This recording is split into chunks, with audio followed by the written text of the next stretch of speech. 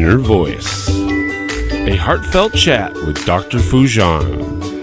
Break free from the forces holding you back. Get the life you deserve. Eliminate stress, reduce anxiety, decrease depression, and start living your full potential. Thousands have used Dr. Foojan Zeine's awareness integration theory, an evidence-based behavioral health breakthrough with incredible life-changing results. Getting rid of past trauma, having fulfilling relationships, increasing earnings, and living their best life. Now, the Foojan app is available to everyone. The app is Dr. Foojan Zeine's awareness integration theory in the palm of your hand. Download the Foojan app today.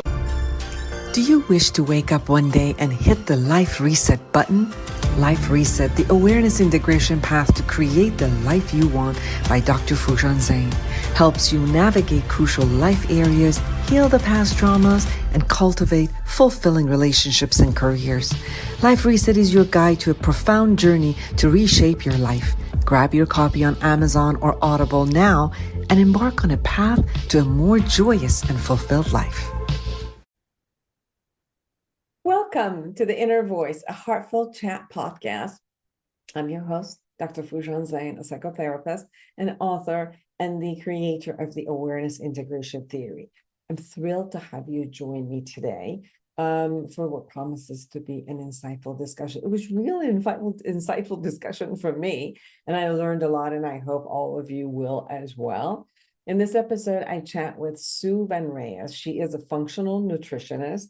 She's a food psychology specialist and wellness expert. She's a yoga instructor and founder of Bolder Nutrition.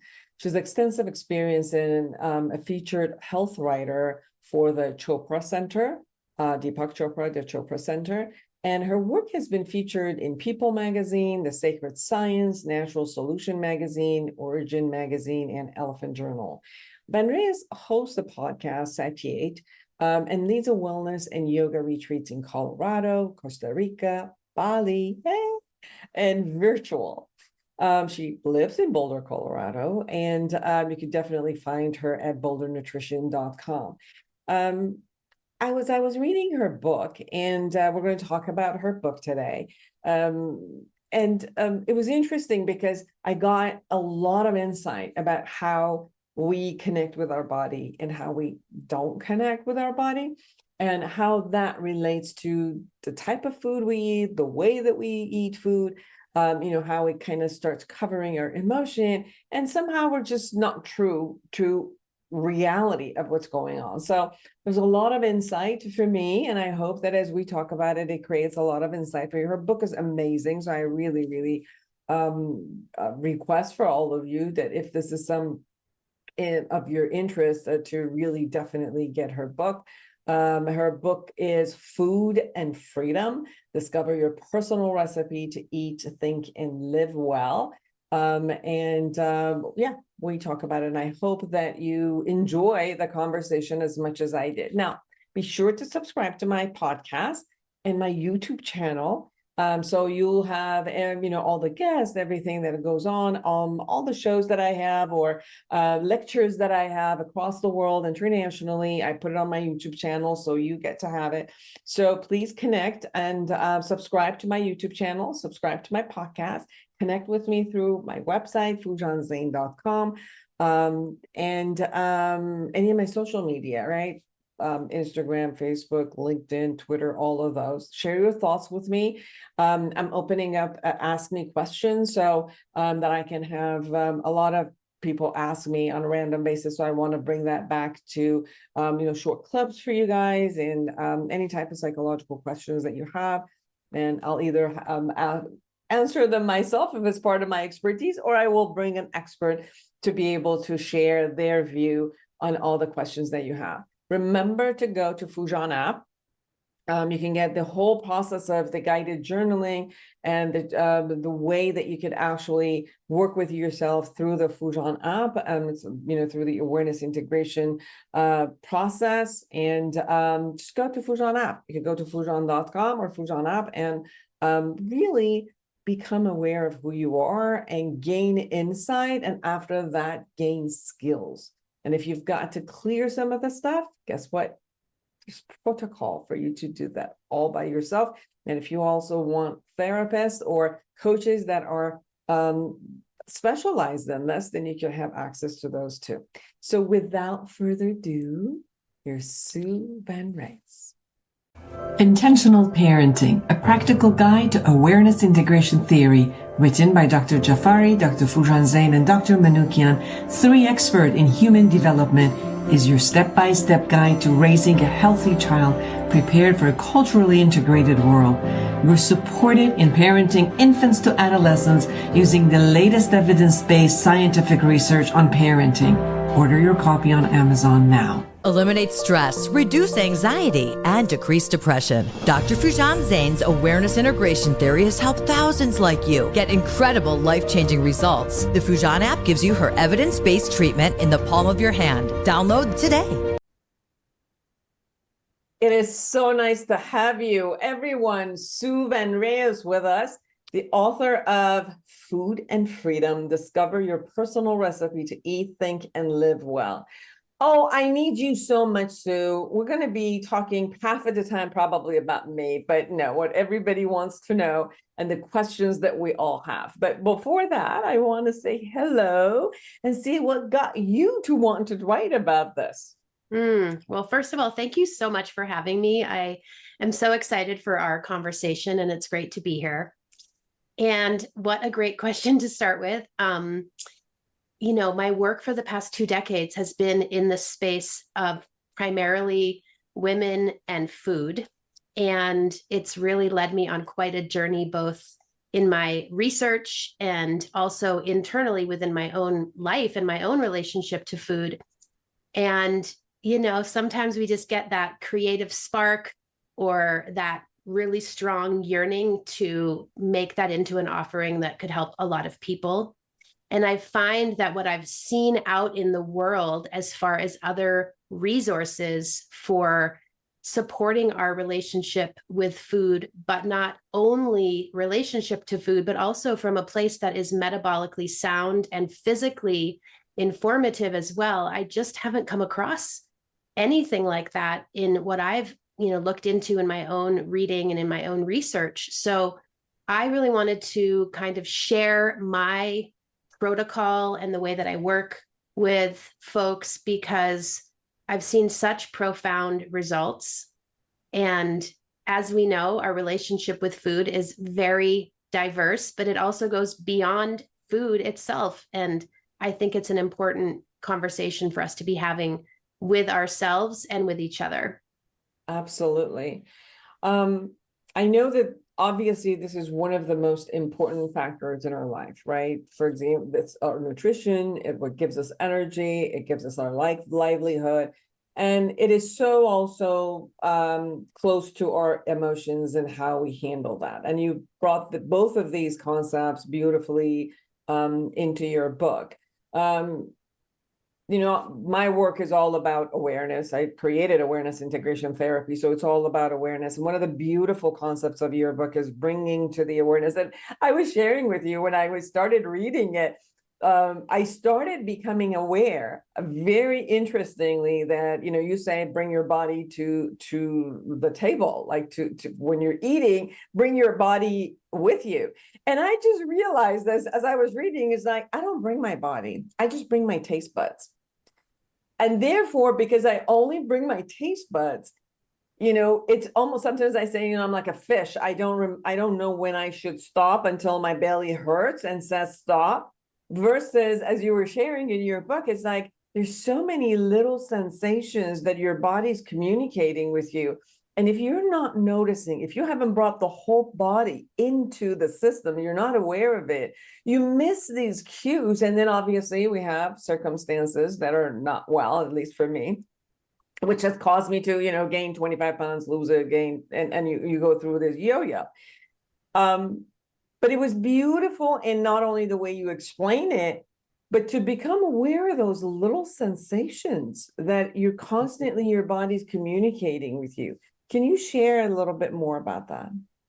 Absolutely. I love talking about this. It's really a topic that really lights me up, because once we start to notice these little sensations, they just get louder and louder.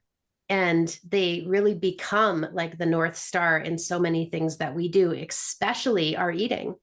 And as I personally have been practicing this for, over a decade, this particular part of my work has really sort of grown into an entire body of work that has really transformed so many people's perspective on listening to the body. I don't think we often quite understand what it means to be in our body or to be embodied. It's a catchphrase that's very much kind of tossed around without a lot of information to anchor it. And I find that this particular way of being with sensation, which I like to call the sacred language of our bodies, is really what it means to be in our body or to be embodied. And we can do that in any area of our life, including mealtime. And when we do, the information that is so rich and so informative and so attuned to the present moment, because that's where sensations live, we automatically become more connected to ourselves. We automatically create a deeper mind-body connection. We automatically become more embodied by simply practicing watching, listening, and then taking cue from our physical sensations. When we are kind of in our heads, which a lot of us are throughout the days, like rushing, thinking, getting our to-do list done, trying to get everything done on a kind of fast and furious pace, it doesn't necessarily create a conducive environment for listening to physical sensation. So this turns the tables a little bit to something that we can really use and that is very concrete. It's very much happening all the time. We just need to be focused on listening and sort of attune our listening to become even more and more in depth with what's happening in real time. It reminded me of a lot of the parenting concepts where the children say, I'm not going to do anything until my mother yells at me. Like, so you've said, it's like, hey, can you do this? Can you do this? Until like, as the suddenly gets up. And I've talked to children and they're like, oh, I know, I don't have to do it until she yells at me. And it just dawned on me. It's almost like the message keeps coming and we're not listening until it yells at us with pain, with, consequences, negative consequences that we don't want. And that's when we kind of start looking at our body, when it's giving you pain. Instead of it before pain, it's been trying to communicate so much. When are you hungry? And when is it time that you need to eat? And you talk beautifully in your book about, is this really the hunger, or is this other emotions trying to show up as hunger and is asking you to do something? And then you go into, you're going into feeding it instead of taking care of it, taking care of the emotion. While when, on the other hand, it's telling you, I need to stop. Like, I'm done. Like, I got it. I got what I need to do. And beyond this, I don't really need it. That we don't listen to it, and we keep eating some of the food, even if it's good food. But if your body is full, it doesn't need anymore, still going to have a negative consequences. So part of what your work is bringing you to that concept of awareness, and you have actual systematic like homework to sit down, look at it, write down to what it is that your body is telling you, and becoming more mindful when you are with food, right? Absolutely. And I loved how you started this, because there's an ancient Cherokee proverb that I really love, which goes like this. If you listen to her whisper, you never have to hear her scream. And I think most of us have been waiting to hear the scream because we are not tuning into the whisper. And our bodies are so wise. We know what we need. And if we turn to that inner wisdom through the language of our bodies, which is through the senses, through sensation, then we have all of this information right there. But our conditioning and our culture and our society has been teaching us and telling us that we need to look outside of ourselves for all the answers. And that's just not correct, right? We can, if we get stuck in like counting calories, for example, or weighing ourselves all the time, for example, or trying all these different food styles that are coming from the outside, following the tracker on our phones and all of those things. And I love tracking and I love data, but I also believe that if we externalize over and over and over how we're living our lives and how we're showing up with our relationship to food, then we're really missing this incredible gem that is listening inward, that is the wisdom of our bodies, the organic intelligence. It's very primal. All animal beings have this innate intelligence. We've just become the only species who has really gotten so far and so disconnected from it, but it's still there and we can return to it anytime. I know that through the years, obviously I've looked at a lot of diets and, how to eat and what's the right way to eat and what is the latest research to eat. But this other piece, as you were sharing, has come up for me, although because of my body screaming at times, but it got to me where I could see where the effect of a food was, or effect of like a medicine was, right?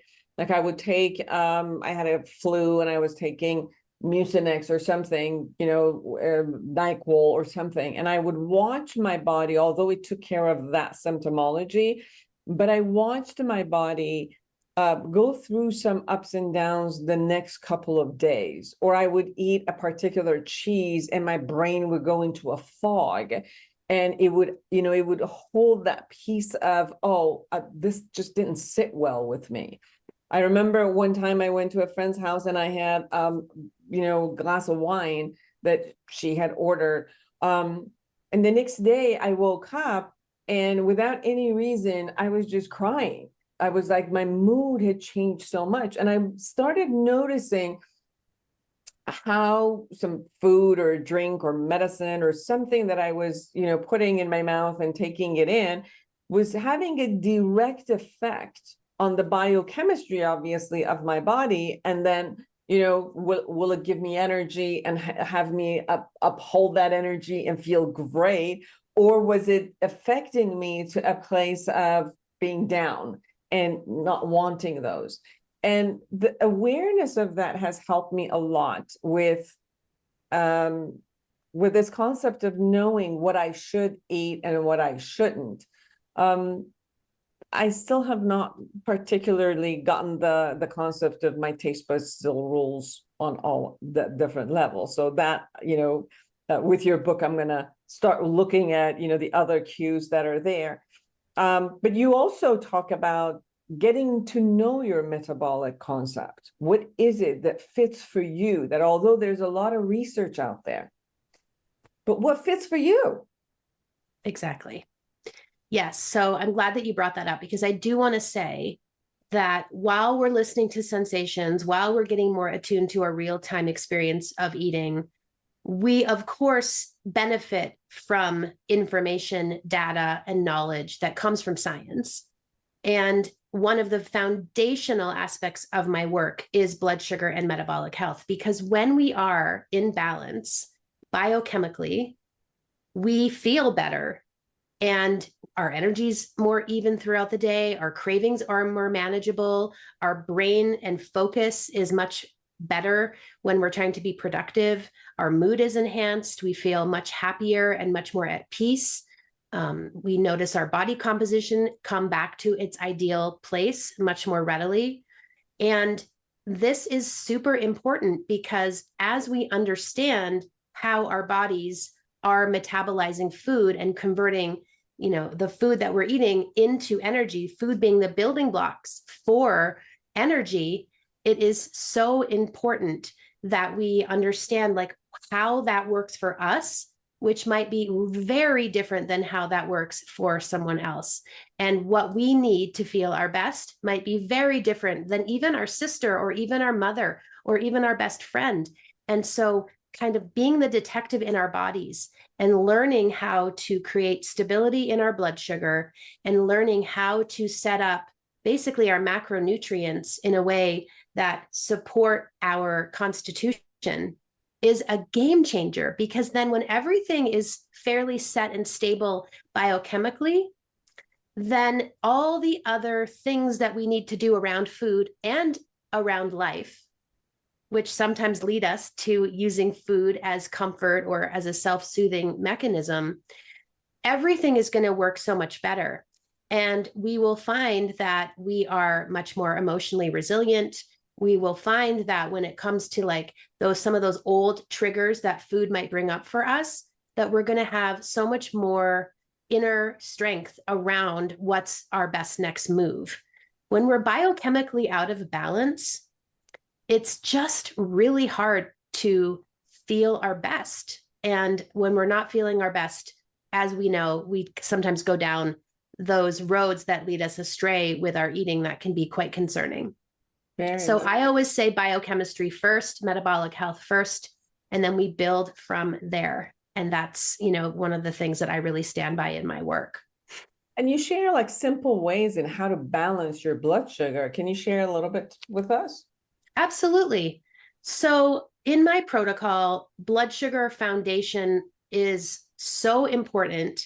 And it's really a meal by meal strategy, because our blood sugar is happening meal by meal. Like we can't tell our blood sugar that we're going to protein load 7 hours from now. So no need to panic, because our blood sugar and our insulin levels are just going to do whatever they're doing in response to whatever we've most recently eaten.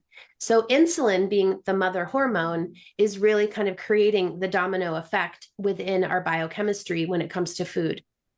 So the most important things to kind of keep it simple are to ensure that you're getting good quality protein at every meal, whether it's plant-based or animal-based, that's your choice, but finding a high amount of good quality protein at every meal, ensuring that you're getting high quality fat found in nature at every meal, ensuring that you're getting whole carbohydrates that are free from a lot of processing, because that's going to keep them supporting your blood sugar going forward. The more refined carbohydrates are going to start to create more of a blood sugar spike and crash. And then, of course, ensuring that you're getting lots of good, healthy vegetables. Non-starchy vegetables fall into what I call the micronutrient category versus something like a sweet potato, which goes into the whole carbohydrate category. If you can get all 4 of those components at your meals, the vegetables and the fruits and all those really high fiber foods are going to be super supportive of your blood sugar as well. Protein and fat both elongate your blood sugar curve and keep you stable longer and also satiated longer. That is like such a great foundational step. When you do that, you'll know. I have people who notice within a few days that they're feeling so much better and that they can handle more and that they're showing up to their lives in so much more of an impactful and productive way. So yeah, give that a try and just imagine keeping your blood sugar in a healthy range meal by meal, and you'll start to see some really beautiful outcomes. Food and freedom, everyone. Discover your personal recipe to eat, think, and live well by Sue Van Raes. Sue, I remember actually I was talking to a physician and he was telling me that usually people think like if they eat oranges, it's full of, they're going to have a sugar hike or a blood glucose cut. And he found out that green apple for his body was actually shooting up the insulin versus like oranges for him. So again, we get a lot of research about all of these things out there, but monitoring yourself and really getting to know what happens in your body is really the key. The next one, which is my favorite topic, is what do we eat that boosts the oxytocin and more pleasure in our body? Because obviously, as I said, I'm hooked to my taste buds and creating pleasure, but sometimes my taste buds gets me to get pain. Absolutely. Well, first of all, I just want to say that oxytocin is an incredible hormone to focus on because the studies actually show that more oxytocin lowers blood sugar. So it's actually working to our favor within the, the different things that are happening, whereas cortisol and adrenaline are going to be more dysregulating to our blood sugar. Oxytocin is really going to help things to come back into balance. So there's lots of foods and lots of activities that you can do to sort of set yourself up for success.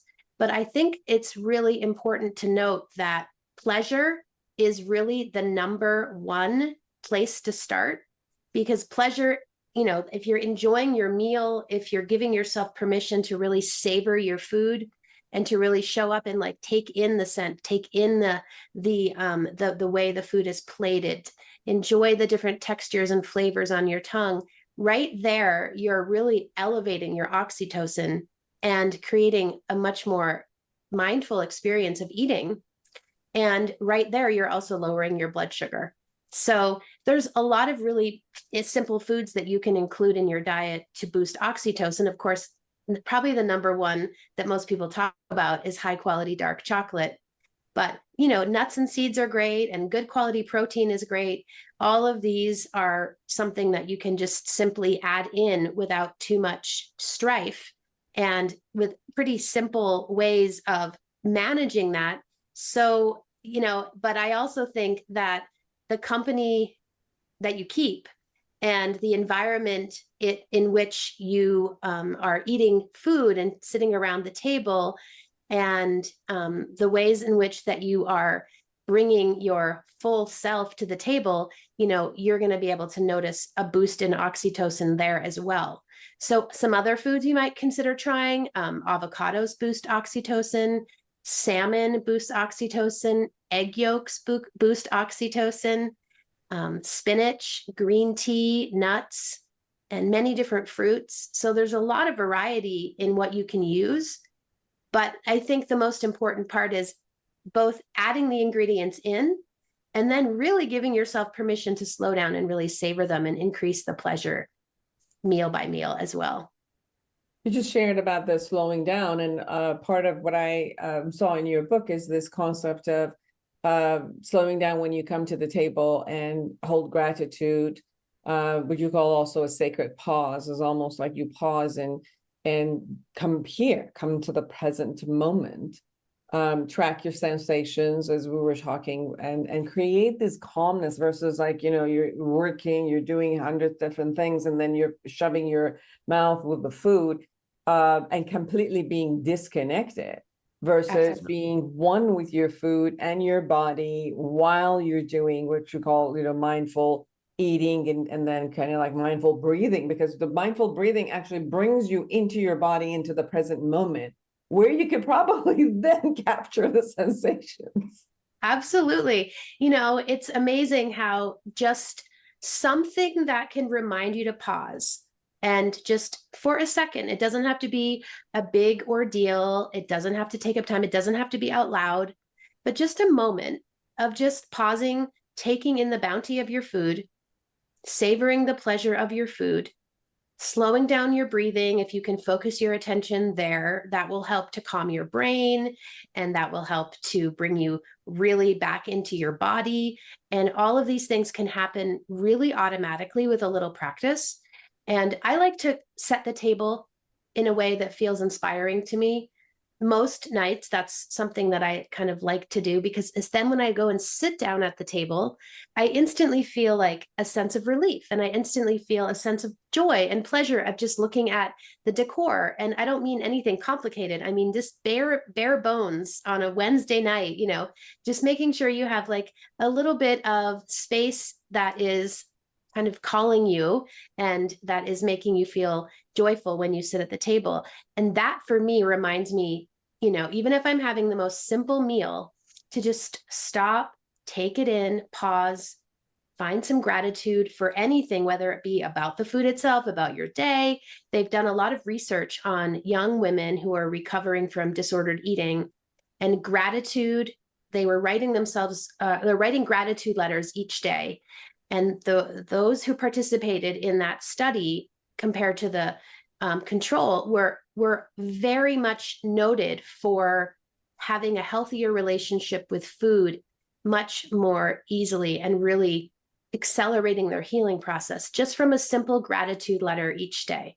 And so whether you can do it at the table or you can do it in general in your life, somewhere that feels appropriate for you, these little acts, they sound small, but they have such a big impact that it's really a game changer when we really show up with our whole selves present. Absolutely. I was thinking as you were sharing about the concept of the gratitude as it shows up and self-love. You have a section about self-love and self-care. And it's interesting because many people think of eating as self-care and self-help and self-love. And it is truly that. But if we're disconnected with our body, then we're not realizing that what we're eating, is it good for me or not? So, is it a self-destruction at this point under the name of self-love? Obviously, when, for me as a therapist who works with a lot of people where their best coping mechanism is eating, a pint of ice cream at 4:00 in the morning. Because they're anxious and they need to feed something to calm down their anxiety. But so it, in one way, is as if, okay, I'm taking care of myself because I'm calming down my anxiety, or a person who's feeling pain, but they want to distract themselves and feel pleasure through food, or vice versa, which is they withhold food from themselves in the name of, taking care of their body. So I think there's under the name of self-love, if we're disconnected with our body, just the, eating or not eating is not going to be the true concept of self-love. So self-love is the awareness of it, is being in tune with all the messages, is really getting to know your body when you're eating. So can you share a little bit about that? Because I know you have a couple of chapters just to how to take care of yourself with the food and your body. Absolutely. I'll try to keep it succinct because this is a very passionate question. I love talking about this topic. And I think that really what I want to say first is that it's important to know that food is a regulation in the body. So if we're feeling dysregulated because of our days and their stress and the things we're going through, anxiety, various things like that, food is comforting. And there is no problem with that. It's just a reality. It's a fact. And we will notice a calming experience happen after eating food, which is what you're speaking to, like that people are using this as a way to cope with some of the harder things they're going through. Where it becomes problematic is that either we're eating to a level that is unhealthy. So we're basically overeating and our comfort eating has become really quite disordered. Or, of course, some of those out there who might be restricting and sort of getting some kind of feeling of power and control within our lives by restricting our eating, that can get out of balance as well. But it's important to know, I think that a lot of times every time we will hear about comfort eating and we'll automatically put it into a bad girl or bad category and create kind of a little bit of a shame and guilt type of situation with that. But in reality, like there is a really genuine comfort with food. And I don't see it as being a problem unless it's creating addiction, unless it's creating avoidance of what's actually going on. Like if someone's anxious about something going on at work and every day they come home from work and, as you mentioned, eat the pint of ice cream, that's probably going to start to have an impact on their overall body after some repetition. But also, are they starting to ever look at the stress at work as the root cause and work within repairing or attending to that aspect of their life so that they can keep their relationship to food in a healthy status? What happens so much is we tend to ignore the anxiety at work and solely use the ice cream as our way of managing it and never really get to the root of the problem or never really change the circumstances that are out of balance or are not working for us. So hopefully that answers your question. As far as the self-love piece goes, what I like to say is that our relationship to self and our relationship to food are inseparable. And when we can imagine loving ourselves in a way that includes the foods we're putting into our body and how we're doing so, it's a pretty big game changer. But we often use food as punishment. We often use food as ways of checking out. And when we start to do that habitually, then our relationship with food and our relationship with self starts to decline, and we might start to feel at odds with that. Self-love, in how I like to talk about it, deep in the inner world of what we have going on, is that we are tending to ourselves in a way that is compassionate and in a way that is present and in a way that is inquisitive. And we are sort of, changing our course of action based on what's going on within ourselves, that we're paying attention to those subtle cues and that we're not overriding our own innate wisdom day in and day out, taking us further and further out of our true center and leading us into behaviors that could be quite destructive. Yeah. So there's so much there within this conversation of self-love, because I also really wanted to go really to the root of what that is, instead of sort of what our society has often coined as self-love, which is very, once again, externalized. It's like spa treatments and pedicures and new boots, and all of those things are fantastic. And we can still be in a really challenging place with ourselves and go through the motions in those types of behaviors. So going deep inside and really tracking like what it is we need, what it is that we're yearning for, and how we can really take better care of ourselves on a physical level, on a mental level, and really on an emotional and spiritual level, then we start to be the governor of our world from the inside out. And that's a total game changer when it comes to like how we think and feel about ourselves.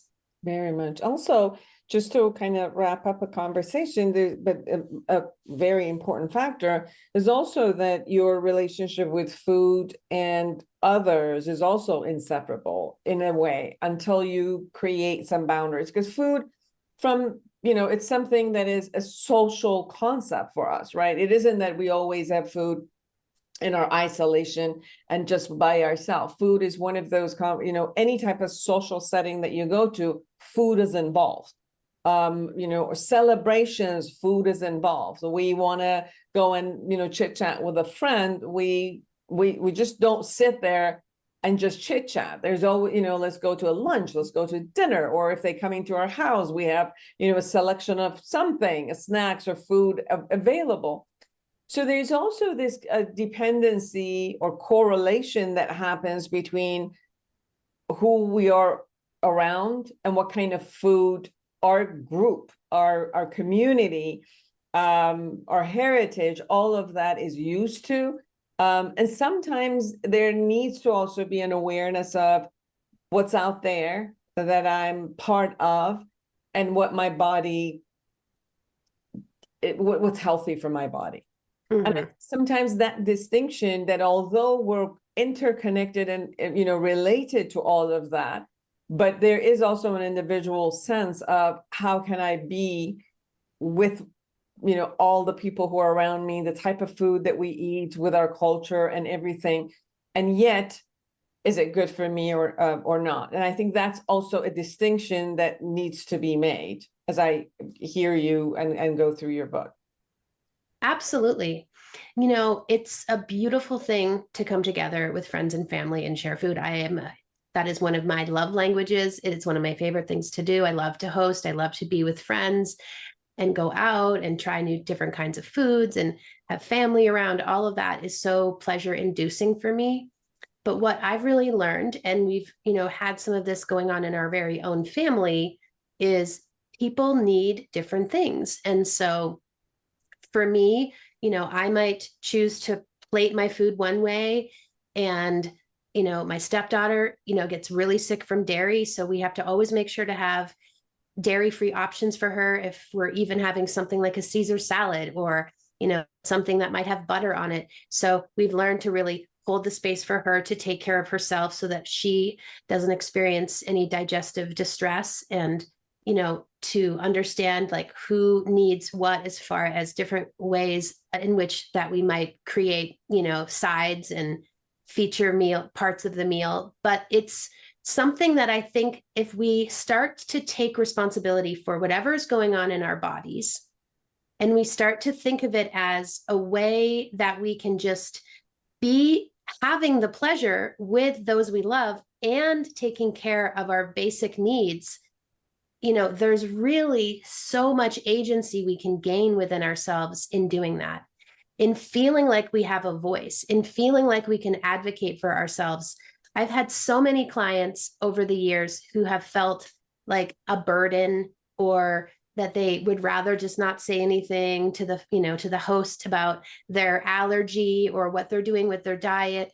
And, it's incredible to just see how we have been conditioned to keep ourselves small, to not have needs, and to be just very flexible with what's before us. And while that's lovely, it's just not that workable for most of us if we're trying to really be sort of stewards of our own health.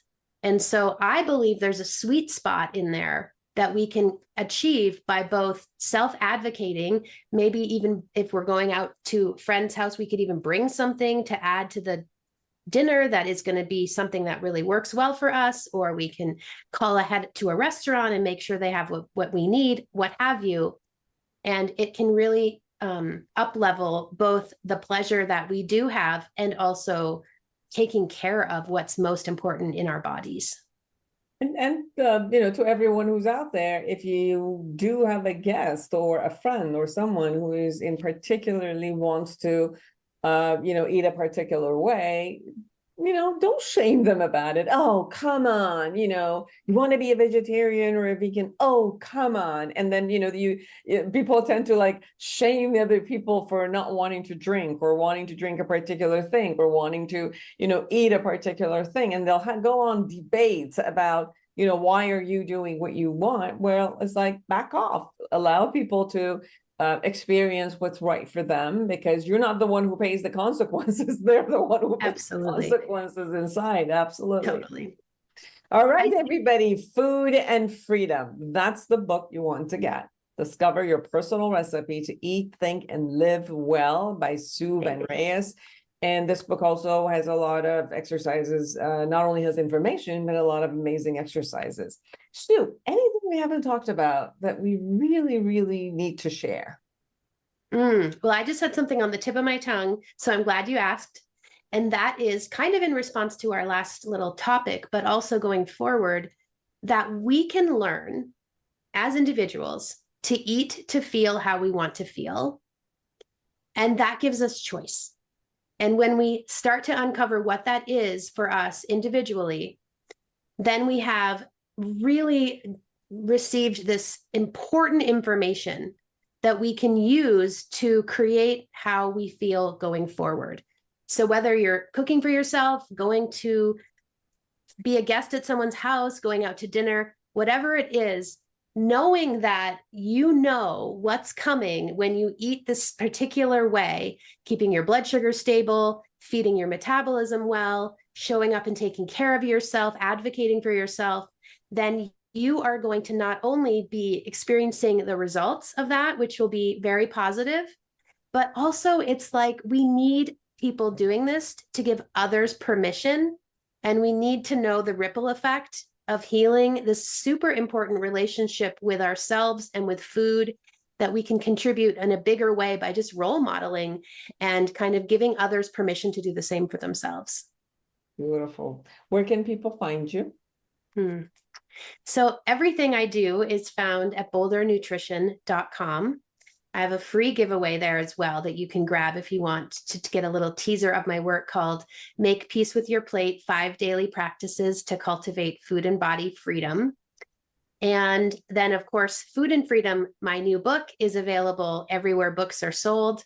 And I would love to hear how it reads for you if you grab a copy. Beautiful. Thank you for taking the time to be with us. Thank you so much. It's been so good to be with you, Dr. Foojan. For everyone who's out there, create an amazing life for yourself and everyone around you. And until next week, bye-bye.